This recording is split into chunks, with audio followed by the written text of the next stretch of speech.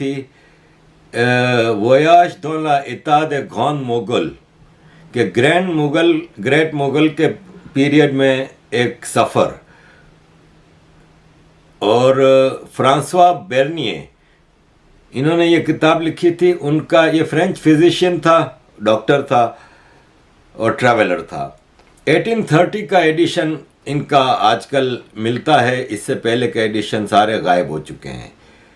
Francis बेर्निए ने ये 1658 में इंडिया आया था और 12 साल ये इंडिया में रहा, 1670 तक। वो शाहजहां के आखिरी दिन थे। इसने जो हिंदुस्तान का उस ज़माने का जो नक्शा खींचा है और जो सूरत हाल बताई है, तो मुझे पाकिस्तान आज का बिल्कुल सेम लगा। हिंदुस्तान में तो फिर काफ़ी तब्दीली आ गई है, काफ़ी बदल गया है हिंदुस्तान में। अब वो बुराइयां इतनी नहीं रही जितनी ये बता रहा है। लेकिन ये जो 1658 का इंडिया की जो बुराइयां बता रहा है, वो आज सारी की सारी पाकिस्तान में मौजूद हैं। मैं आपके साथ ये डिटेल्स शेयर करना चाह रहा हूँ। ये एक डॉक्टर था और ये वहाँ पे आया जब इंडिया में, तो ये डायरेक्ट कुछ लोगों के थ्रू रॉयल फैमिली यानी शाहजहां के दरबार तक पहुँच गया और फिर बादशाह के ख़ानदान, उनकी शहजादियों, मलकाओं और उन सब को करीब से उसको देखने का मौका मिला। बर्नियर ने अपनी आँखों के सामने शाहजहां को गिरफ्तार होते भी देखा, पावरलेस होते हुए भी देखा और औरंगज़ेब के हाथों गिरफ्तार भी होते उसको देखा। इसने औरंगज़ेब के अपनी तीनों भाई दारा शिकोह, सुल्तान शुजा और मुराद बख्श जंगें भी देखीं और बादशाह के हाथों अपने भाइयों के कत्ल को भी अपनी आंखों से ये सब चीज़ें देखीं। उसने दारा शिकोह को गिरफ्तार होकर आगरा आने और भाई के सामने पेश होने का भी देखा और औरंगज़ेब के साथ ये लाहौर, भिम्बर और कश्मीर भी गया। फ्रांसिस बर्नियर ने वापस जाके इंडिया के बारे में कुछ डिटेल्स लिखी। ये 1671 में पेरिस में शाया हुआ, फिर इसको अंग्रेज़ी ज़बान में तर्जुमा हुआ, बरतानिया में छपा, लेकिन फ़ौरन इंग्लैंड में ये बिक गया। 1660 में इंडिया का जो इसने नक्शा पेश किया ना, वो आज के पाकिस्तान पे सेम टू सेम उतरता है। इससे साबित होता है कि पाकिस्तानी आज भी 350 साल बाद कुछ नहीं सीखे। फ्रांसिस बर्नियर ने इंडिया के बारे में लिखा है कि इंडिया में मिडिल क्लास सिरे से नहीं है, या तो बहुत अमीर हैं लोग या बहुत गरीब हैं। तो मैं भी पाकिस्तान के बारे में अक्सर आपको बताता रहता हूँ, वहाँ पे भी या तो बहुत अमीर हैं या बहुत गरीब हैं। मैं तो आपको हमेशा ये कहता रहता हूँ कि पाकिस्तान में या तो ओप्रेसर है या ओप्रेस्ड है, तीसरा कोई तबका मौजूद नहीं। अमीरों के घर महलों जैसे हैं, जिनके घरों में बाग भी हैं, गार्डन्स भी हैं, फुआरे भी हैं, गाड़ियाँ भी हैं। उस वक्त गाड़ियाँ नहीं थी, सवारियाँ थीं, घोड़े, ऊँट, ये सब, और दर्जनों नौकर भी हैं। जबकि गरीब झोंपड़ियों में रहते हैं और उनके पास एक वक्त का खाना भी नहीं होता। यही सूरत हाल पाकिस्तान की है। DHA, बहरिया टाउन, अस्करी हाउसेस, फ़िज़ाइया हाउसेस, ये जो कॉलोनीज बनी हुई हैं, इसमें आप जाएंगे तो यूरोप अमेरिका के महलात को भूल जाएंगे, इतने ज़बरदस्त। फिर इनके बंगलों को अंदर जाएंगे, जैसे नवाज शरीफ के घर को देख लें, जरदारी के घर को देख लें, इमरान खान के बनी गाला को देख लें। अकेला इमरान खान बनी गाला में रहता है, लेकिन कई दर्जन नौकर हैं, कई गाड़ियां हैं, हेलीकॉप्टर हैं। यही चीज़ आज से 400 साल पहले इंडिया में थी। इंडिया में उस वक्त ये लिखता है कि इंडिया में सब चापलूसी करते थे, मक्खन पॉलिश करना, सब कुछ ये वो। दरबार में रोज़ाना सलाम आदाब का सिलसिला चलता है और कई घंटों जारी रहता है। और कई लोगों को तो इतनी आदत हो गई थी मक्खन पॉलिश की कि ये मेरे पास इलाज के लिए आते थे तो मुझे सुकरात, बुकरात, अरस्तु, बू अली सीना और पता नहीं क्या क्या मुझे बना देते थे और फिर मेरे को नब्ज दिखाने के लिए हाथ आगे बढ़ाते थे। यही पाकिस्तान में आपको हर आदमी मक्खन पॉलिश करते हुए नजर आएगा।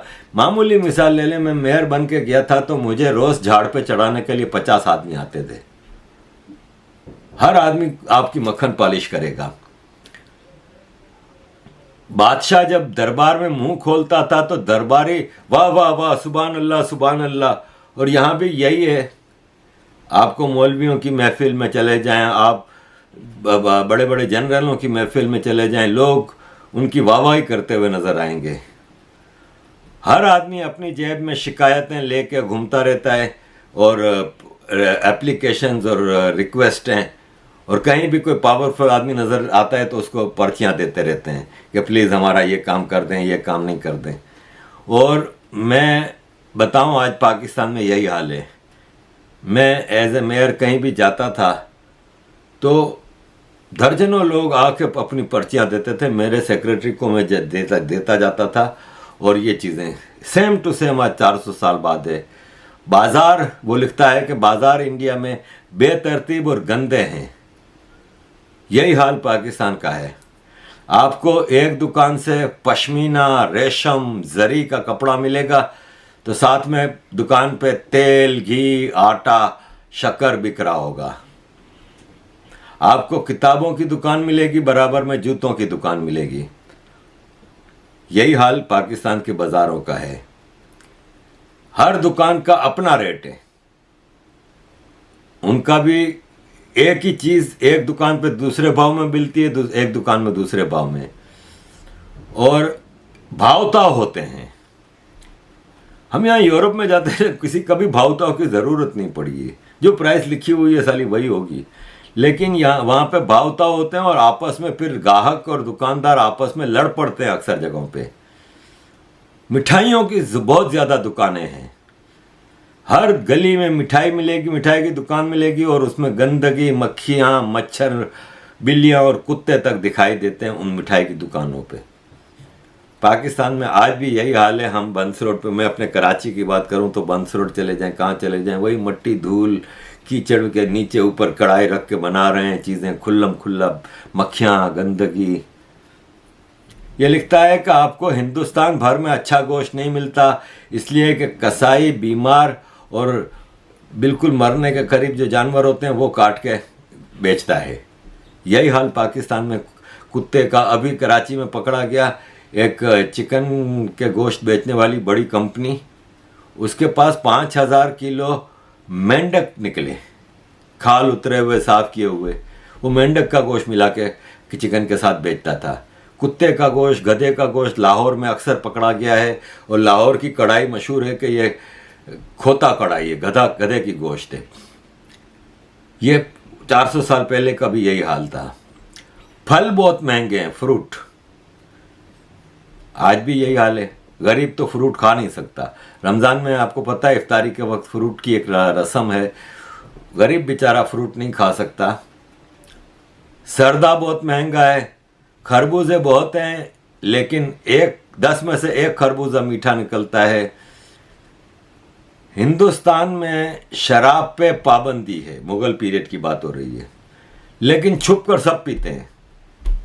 ईरान से स्मगल होके आती है और शहरों में आम मिलती है। गवर्नमेंट ने ईसाइयों को, क्रिश्चियनों को शराब पीने की इजाज़त दे रखी है, लेकिन ये क्रिश्चियन अपनी शराब मुसलमानों को बेच देते हैं।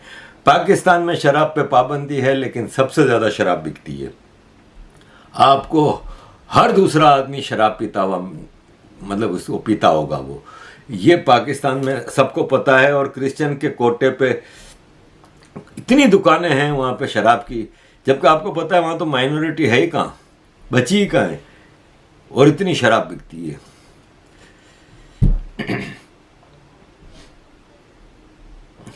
पीने का साफ पानी पूरे इंडिया में कहीं नहीं मिलता। यही हाल आज पाकिस्तान का है, कहीं साफ पानी नहीं मिलता। उमरा ऊंटों पे पानी लाद के निकलते हैं, हमारे यहाँ टैंकरों में पानी मिलता है कराची में। हिंदुस्तान की ज़मीन बहुत ज़रख़ेज़ है, एग्रीकल्चर के लिए बेस्ट हो सकती है, लेकिन यहाँ पे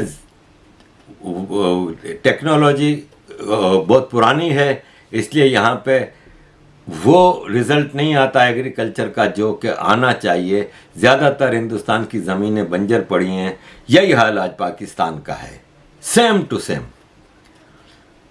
नहरों की और नालियों की और नालों की सफाई मरम्मत नहीं करते।